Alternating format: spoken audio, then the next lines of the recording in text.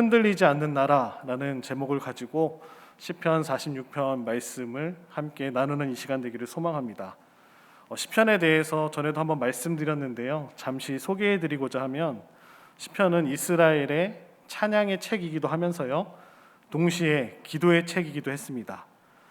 대부분의 시편들이 성전이었죠. 당시에 오늘날로 치면 예배당에서 예배를 드릴 때 사용하기 위해서 지어졌던 말씀이 바로 시편입니다. 총 5권으로 이루어져 있고요. 150편의 시편이 담겨져 있습니다. 시편은 또 다양한 사람들이 시편을 썼는데요. 저희들이 잘 알고 있는 다윗 왕, 솔로몬, 또 모세도 시편 90편을 직접 쓰기도 했습니다. 시편의 히브리어 이름은요, 세페르 테일림이라는 책이라고 불렸는데요. 그 뜻은 찬양의 책입니다. 시편은 또 특별히 인간의 모든 감정을 반영하고 있고요. 또 구약 성경에서 또 다른 책과 다르게 백성들이 다른 모든 성경들은 하나님께서 백성들에게 하시는 말씀이라면, 오늘 함께 읽으셨던 시편은요, 우리가 하나님께 올려드리는, 하나님께 말씀을 드리는 백성들이 기록하고 있는 책이 바로 시편입니다. 성경의 다른 책들이 하나님께서 말씀하는 것이고, 또 시편은 그 하나님께 답변하는, 응답하는 우리의 고백이기도 합니다. 그래서 백성의 책이라고도 불리고요. 또 시편은 다양한 하나님을 높이고 또 저항하고 강한 믿음과 또 절망 가운데서 구원하시는 하나님의 은혜와 또 지혜를 주는 말씀과 또 어리석은 자들에게 주시는 또 권면과 또 하나님의 지속적인 사랑과 또 강렬한 증오를 동시에 표현하고 있는 말씀이 시편입니다. 그래서 찬양의 책이면서도 기도의 책이라고 불리는 이 시편을 통해서 찬양의 책은 찬양의 시로, 또 기도의 책은 탄원시로 하나님 앞에 우리의 마음을 올려드리는 말씀이 시편입니다. 특별히 칼빈 같은 경우는요, 시편을 인간 영혼의 해부도라고 이렇게 명명하면서요, 시편을 통하여서 한 사람 한 사람이 하나님 앞에 어떻게 그 감정을 표현하고 우리를 지으신 인간의 목적대로 하나님께 나아가는지 말씀해 주고 계십니다. 오늘 본문을 함께 살펴보시면요, 표제어가 있습니다. 시편은 각 시작할 때 1절 위에 보시면 작은 제목과 같이 있는데요, 고라 자손의 시라고 쓰여져 있고요, 또 찬양 지휘자 인도에 따라 알라못에 맞춘 노래라고 이렇게 표현되어 있습니다. 알라못이라는 단어는 구체적으로 학자들이 표현할 때는요, 결혼 정년기의 소녀, 그러니까 젊은 여성을 뜻하는 알마라는 그 히브리어 단어의 복수형입니다. 그래서 당시는 이 고음을 나타내는 악기를 알라못이라고 학자들이 이야기합니다. 그래서 고음을 나타내는 악기에 맞춰서 오늘 함께 읽으셨던 시편 46편 말씀을 이렇게 높여서 하나님 앞에 탄원하고 기도하는 시편이라고 보시면 좋겠습니다. 또 시편 46편에 얽힌 또 재미있는 에피소드가 하나 있는데요, 재밌다기보단 우리가 잘 알고 있는 종교개혁가 루터의 경우에도요, 굉장히 힘들고 어려운 시기 가운데 이 시편 46편 말씀을 통하여서 저희들이 잘 알고 있는 찬송가 585장 내주는 강한 성유라는 말씀을, 또 찬송가를 시편 46편을 기반으로 이렇게 작사하고 또 불렀다고 합니다. 종교개혁을 통하여서 깊은 절망감에 빠졌을 때 46편 말씀을 통해서 힘을 얻었고, 히브리어를 독일어로 번역하여서 찬송시로 이렇게 지었다고 합니다. 많은 이들에게 낙심하고 어려울 때 오늘 본문 말씀이 큰 힘이 되었던 말씀입니다. 또 그래서 저희들 가운데서도 많은 어려움이 있었지만 오늘 시편 기자의 고백과 같이 우리의 피난처 되어주시고 힘이 되어주시고 능력 되어주시는 이 말씀을 통하여서 하나님의 크고 깊으신 은혜와 위로가 오늘 함께 나아가시는 우리 모든 성도님들께 함께 하시기를 축복합니다. 이 시편은요, 역사적인 배경이 있습니다. 히스기야 왕 때 예전 이제 아수르 대군이 사네립 대왕이 쳐들어온 적이 있었습니다. 그 가운데 있던 이스라엘 백성들이 굉장히 놀라운 그런 고통 가운데 또 힘든 가운데 하나님께서 유다를 침입했던 그 아수르 대군을 섬멸시키신, 다 무찔러 주신 그 이야기를 하나님의 구원 사역을 배경으로 이 시편이 쓰여졌는데요, 열왕기하 19장에 있는 내용을 바탕으로 이 말씀이 쓰여졌습니다. 적으로부터 많은 공격을 받았던, 포위를 당해서 어려운 가운데 있었던 이스라엘 백성들은요, 말 그대로 굉장히 두려움에 떨고 있었고요. 적이 언제 포위를 풀고 성벽 안으로 들어올지 조마조마한 상태로 떨고 있었던 가운데, 오늘 시인은 전쟁이 하나님께 속하였고 만왕의 왕이신 하나님을 고백하고, 하나님은 결국 우리들에게 승리의 믿음을 더하여 주신다, 우리가 그분을 믿고 의지하며 나갈 때 하나님의 놀라운 은혜로 붙잡아 주신다. 그래서 어찌할 수 없는 상황 속에서도 흔들림 없는 신앙을 가지고 나아갈 때 승리를 주시고 그들에게 위로자 되어 주시고 피난처가 되어 주셨던 그 하나님을 노래하고 있는 말씀입니다. 그래서 본문을 읽어보시면 1절부터 7절은 성도의 피난처 되시는 하나님을 강조해주고 계십니다. 어떤 강한 세력이 우리의 민족, 우리의 상황을 억압하는 상황 속에서도 하나님을 전적으로 의지하는 자의 평강은 뺏을 수 없다라고 고백하는 것이죠. 특별히 1절로 3절에 보시면 이스라엘의 모든 역사를 통하여서 신앙 고백과 같은 고백이 나옵니다. 우리의 역사를 주관해 주신 하나님께서 우리를 붙잡아 주시고 우리의 피난처가 되어 주시고 우리의 방패가 되어 주셨다라고 고백하고 있습니다. 하나님을 의지하고 나아가는 신앙이야말로 그러한 믿음을 가지고 나갈 때 오늘 이러한 고백이 나오게 되죠. 첫 번째로 하나님은 우리의 피난처이십니다 라는 고백이 나오게 된다는 것입니다. 1절을 눈으로 한번 살펴보시면요, 제가 읽어드리겠습니다. 하나님은 우리의 피난처시요 힘이시니 환난 중에 만날 큰 도움이시라. 이 시의 주제가 바로 하나님은 우리의 피난처라는 고백이 나오고 있습니다. 이 고백을 통하여서 계속해서 반복해서 선언하고 있죠. 하나님은 우리에게 피난처와 힘이시라, 환난 중에 만날 큰 도움이시라라고 고백하고 있습니다. 자연적인 재해이든지 아니면 우리가 살아가는 인생에 있어서 갑자기 불어닥치는 폭풍과 같은 위기 속에서, 또 가난에 불행에 봉착했을 때에도 오늘 시인은 이렇게 고백하죠. 하나님은 우리의 몸을 숨길 수 있는 피난처가 되시고 우리의 은신처가 되어주시고 우리의 요새가 되어주시고 우리의 힘이 되어주신다라고 고백하고 있습니다. 힘은 안전하고 견고한 요새와 같은 뜻으로 쓰여지는 단어입니다. 피난처와 힘, 이 두 단어를 통하여서 우리 하나님보다 더 강력한 은신처, 피난처가 없음을 오늘 표현해주고 있습니다. 하나님은 환난의 때에 도움을 주시는 분이십니다. 도움은 돕는 자를 뜻해 주는데요, 지원하고 지지해 주는 조력자로서 하나님께서 우리와 함께 하신다라는 고백이 나오고 있는 것입니다.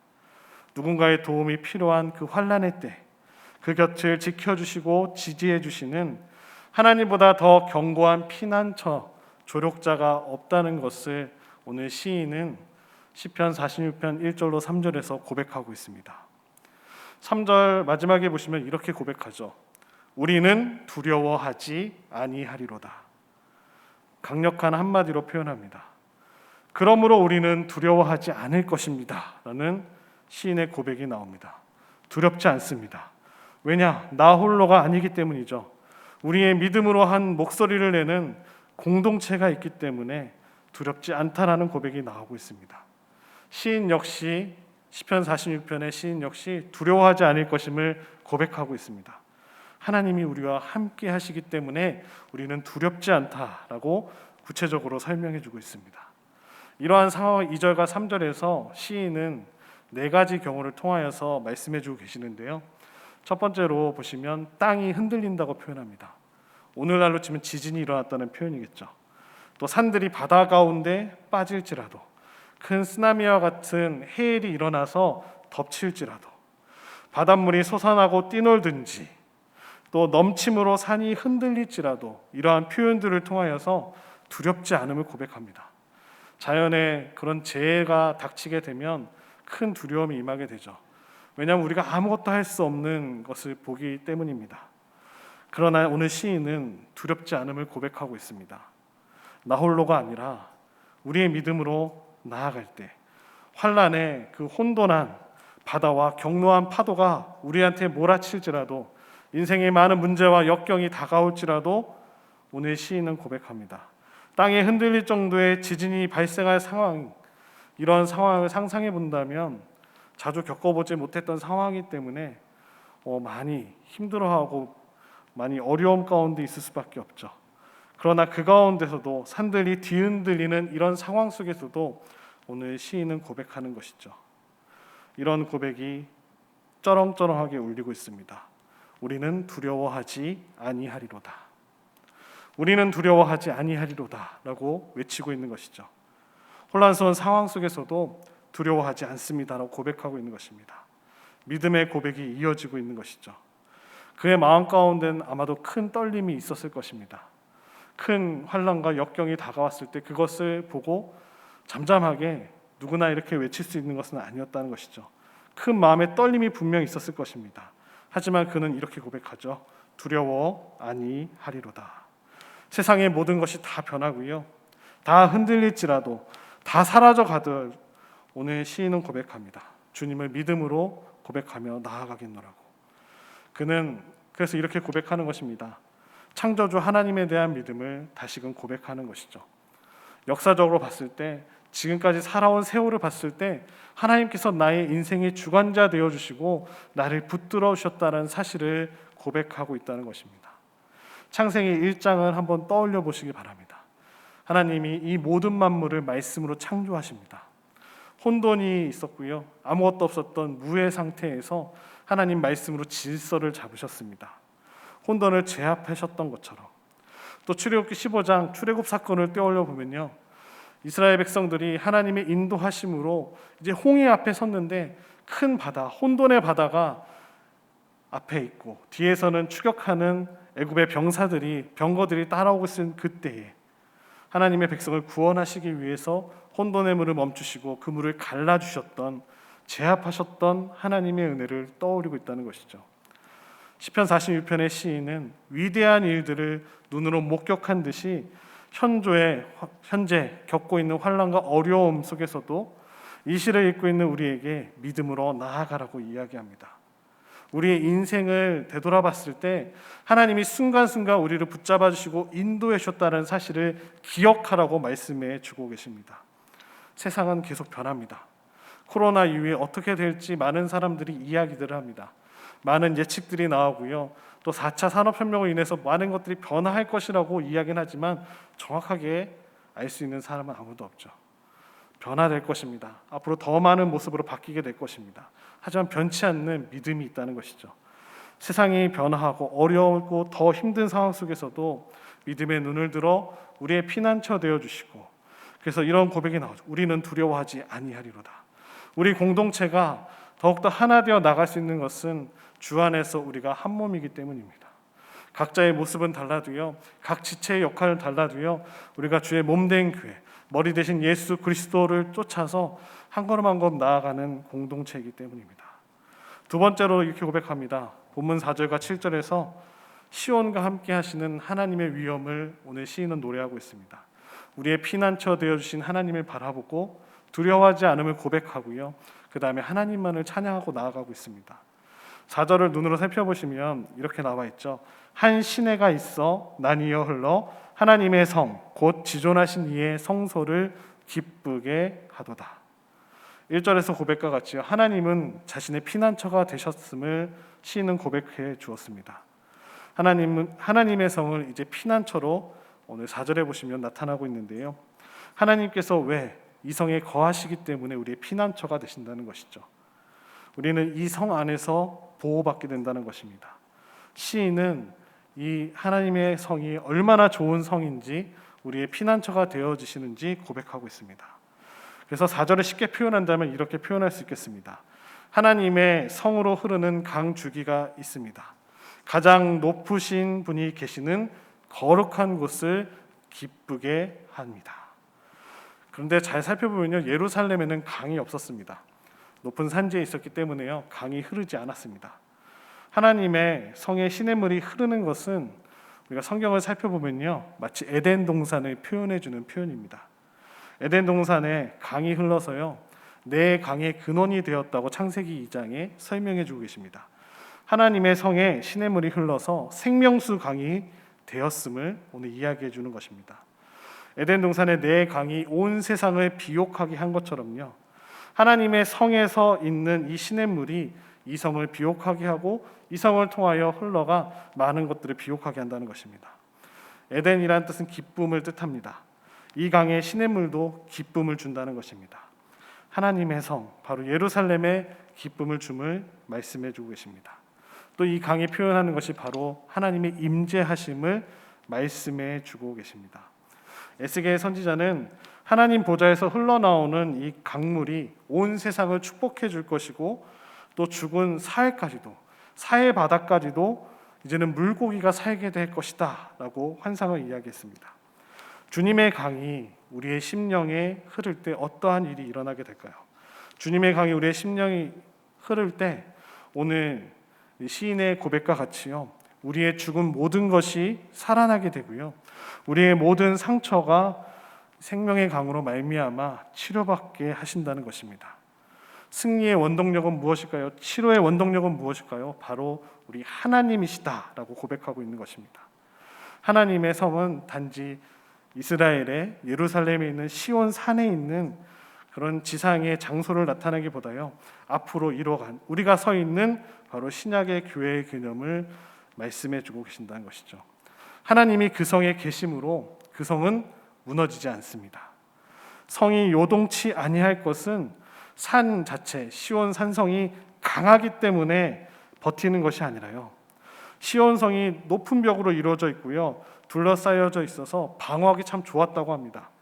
그래서 적들이 와도요, 방어하기 참 좋았고 아무리 많은 공격을 받더라도 버티기만 한다면 그곳을 잘 지키는 성이었죠. 그 성이 강해서 그것이 무너지지 않았다라는 오늘 표현이 아니라요, 높은 성벽 때문에 요동하지 않았다라는 것이 아니라요, 또 그 안에 뭐 성소가 있고 법궤가 있어서 신비로운 힘이 있어서 요동치 않았다라는 말씀이 아니라요, 그 성이 안전했던 이유는 바로 주님이 계셨기 때문입니다. 우리 공동체가 더욱더 하나 되고 어려운 가운데서 이겨낼 수 있는 힘은 주님이 우리와 함께 하시기 때문입니다. 우리 한 사람 한 사람 봤을 때 아무런 능력이 없죠. 그러나 주 안에서 하나 되어 나갈 때, 우리가 한 몸이 되어 정말 나아갈 때, 한 걸음 한 걸음 나갈 때 주님이 함께 하시기에 우리에게 주신 사명을 감당할 수 있고요, 우리가 그 주님께서 주시는 그 역할들을 가지고 나아갈 수 있다는 것을 말씀해 주고 계십니다. 시온에 있었던 많은 무기들도 있었을 것입니다. 보이는 창과 방패로 지키는 군인들도 있었을 것입니다. 사람들은요, 눈에 보이는 창과 방패를 의지하게 됩니다. 하지만 사랑하는 성도님들은 그런 눈에 보이는 것을 의지하는 것이 아니라 주님만을 의지하시기를 축복합니다. 하나님께서 그 성을 붙들어 주시기 때문입니다. 그러한 고백을 통해서 오늘 이렇게 표현합니다. 주님께서 시온에 계심으로 새벽에 도와주실 것입니다 라고 고백합니다. 구약 성경에서 주로 살펴보시면요, 새벽에 도움을 주시는 주님께서 새벽에 오신다는 것을 많이 표현합니다. 주님은 새벽에 응답하시며 도와주십니다. 이른 새벽부터 하나님께서 함께 해주신다는 것입니다. 오늘 새벽은 바로 하나님의 구원의 시간임을 보여주고 계십니다. 위기가 절정에 달했을 때 주님은 오십니다. 이 선포는 우리에게 큰 위로와 격려를 주시는 거죠. 어려운 가운데 하나님의 은혜가 있다는 것입니다. 6절을 보시면 이렇게 표현합니다. 세상 나라들이 소란을 피우며 동요하더니 하나님이 큰 소리를 발하시자 땅이 녹는구나. 아모스서 1장 2절에 보시면 이러한 표현이 있습니다. 아모스서 1장 2절을 읽어드리겠습니다. 여호와께서 시온에서부터 부르짖으시며 예루살렘에서부터 소리를 내시리니 목자의 초장이 마르고 갈멜산 꼭대기가 마르리로다. 이 말씀이 떠오르게 합니다. 떠들며 큰 소리로 떠들다라는 것은 경노하다, 화를 내다, 전쟁이라는 뜻을 가지고 있습니다. 군중들이 모여서 전쟁을 일으키듯이 술렁술렁이는 것을 떠드는 것이라는 말씀을 통하여 표현하고 있습니다. 아무리 으르렁거리고 달려들어도 주님께서 한 번 호령하시면 그 땅이 녹아져 내린다라는 고백입니다. 주님은 시온에서부터 천둥 소리를 발하신다는 것이죠. 지진이 일어나고요, 어려운 가운데 있는 그 백성들을 구원해 주신다라는 오늘 시인의 고백이 나오고 있습니다. 본문 7절에서 이렇게 고백합니다. 만군의 하나님은 바로 전능하신 우리 하나님을 나타내주고 있습니다. 주님은 천만 대군을 이끄시는 하나님이십니다. 숫자에 연연하지 않으시죠. 옛날에 전쟁을 이끄셨던 만군의 여호와께서 이제 우리와 함께 하신다라는 고백이 7절에서 이어지고 있습니다. 바로 주님은 임마누엘의 하나님이시다는 거죠. 우리와 함께 하신다는 것입니다. 그 하나님이 우리와 함께 하시니 오늘 뒤에 나오는 고백과 같죠. 역사적인 고백이죠. 야곱의 하나님. 야곱이 나중에 이름이 바뀝니다. 이스라엘의 하나님이시죠. 오늘도 살아 역사하시는 하나님이 바로 우리의 피난처가 되어 주신다라는 것입니다. 주님은 이스라엘의 하나님이시며 이스라엘은 그의 언약의 백성입니다. 주님이 오늘 우리에게 말씀하십니다. 우리의 피난처이십니다. 주님 안에서 우리 모두는 보호를 받고 하나님의 언약 백성이 된다는 것입니다. 마지막 8절로 11절에 이렇게 이야기합니다. 너희는 내가 하나님됨을 알지어다. 피난처 되어 주시고요. 하나님을 높이 찬양드리고 마지막으로 8절과 11절에서 우리를 이렇게 말씀하시죠. 너희는 내가 하나님됨을 알지어다. 본문 8절과 11절을 보시면요. 심판하시는 하나님의 모습이 표현되어집니다. 마지막 때 세상 심판과 하나님 나라의 완성을 미리 보여주고 계신 것이죠. 주님의 구원 사역은 끝났습니다. 시인은 오늘 하나님 앞에 나온 예배자들로 하여금 주님의 행적을 와서 보라고 초대하고 있습니다. 주님께서 어떻게 우리를 구원하셨는지 와서 보라고 이야기하고 계십니다. 예배자들에게요, 자연과 역사 속에서 나타나셨던 그 주님의 행적을 보라고 초대하는 것이죠. 그것을 우리는 보고 바로 증인된 삶으로 나아가야 되는 줄로 믿습니다. 주님께서 역사와 자연 만물을 다스리고 계심을 우리는 입술로 고백해야 된다는 것이죠. 황무함이라는 표현은요, 전쟁 중에 일어난 표현입니다. 전쟁이 일어나면요, 모든 것들이 다 사라지게 됩니다.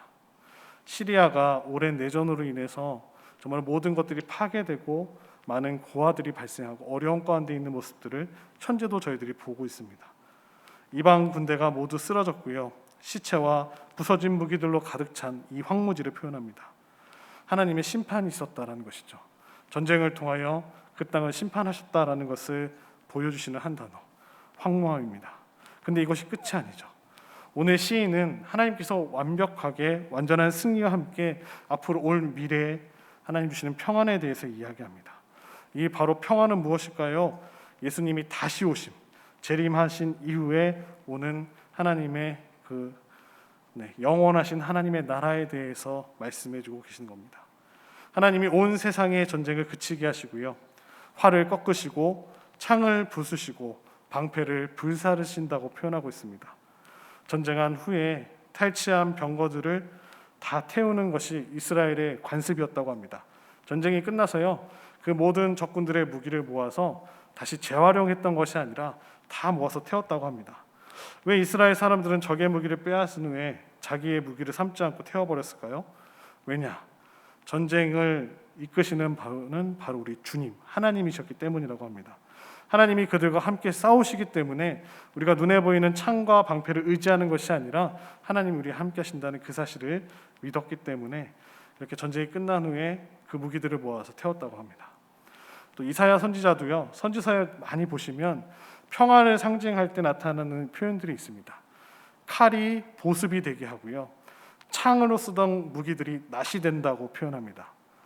이것은 무엇일까요? 전쟁에 쓰던 무기들이 이제는 농사를 짓는 것들로 바뀐다라는 표현을 할 때, 하나님이 주시는 평화를 누리는 시대다라고 표현할 때 이렇게 하죠.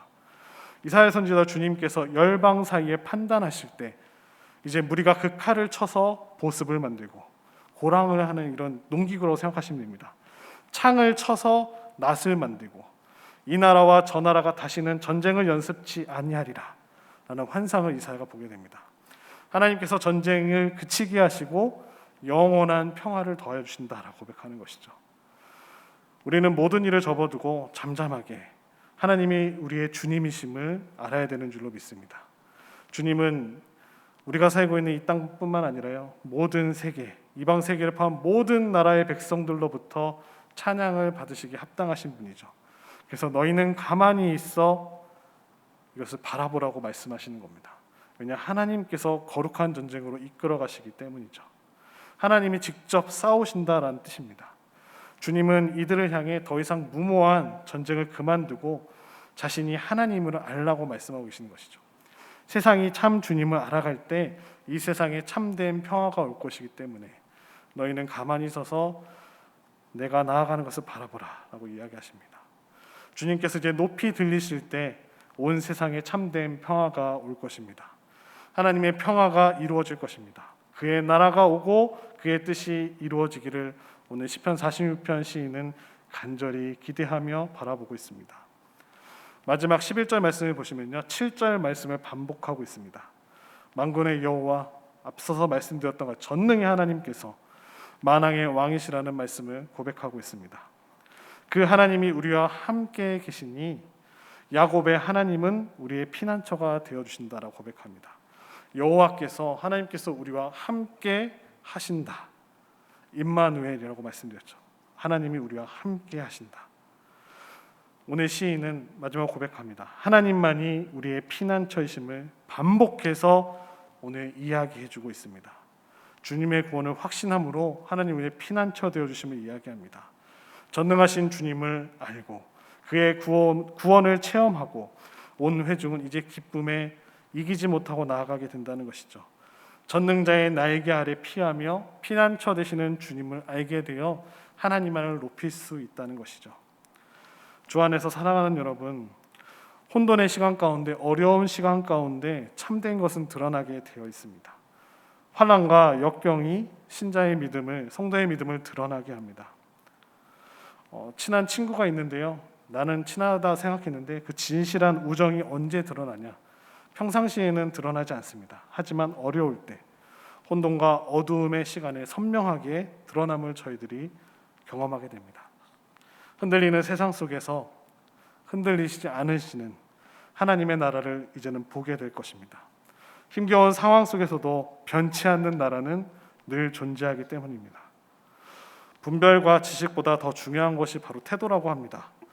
좋은 책을 읽는 것보다 더 중요한 것은 어떠한 마음으로 그 책을 읽느냐가 더 중요하다고 이야기합니다.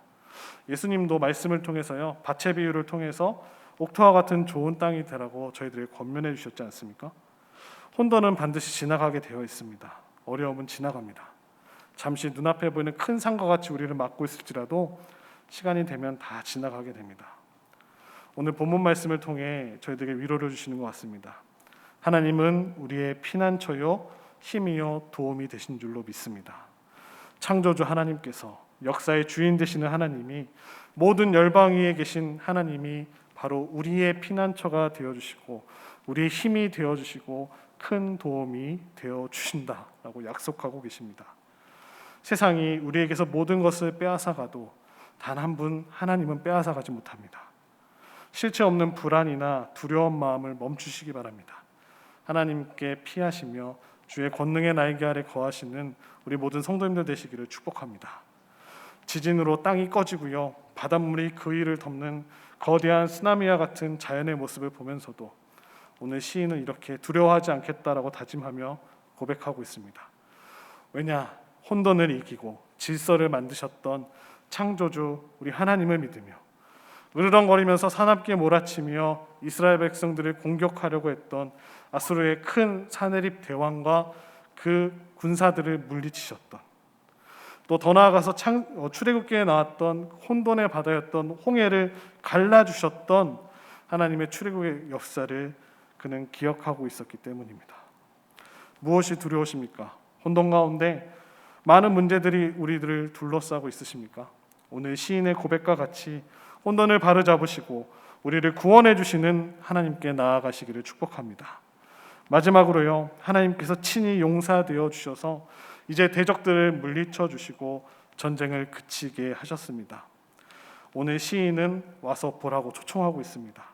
증인이 되라고 부르고 계십니다. 하나님은 우리의 피난처이십니다. 하나님의 나라가 이미 이곳에 임했습니다. 우리는 하나님의 언약 아래 있는 거룩한 백성인 줄로 믿습니다. 세상이 줄 수 없는 참된 평안과 위로를 더해 주시고 우리의 피난처 되시는 주님께 나아가시는 사랑하는 우리 모든 성도님들 되시기를 축복합니다.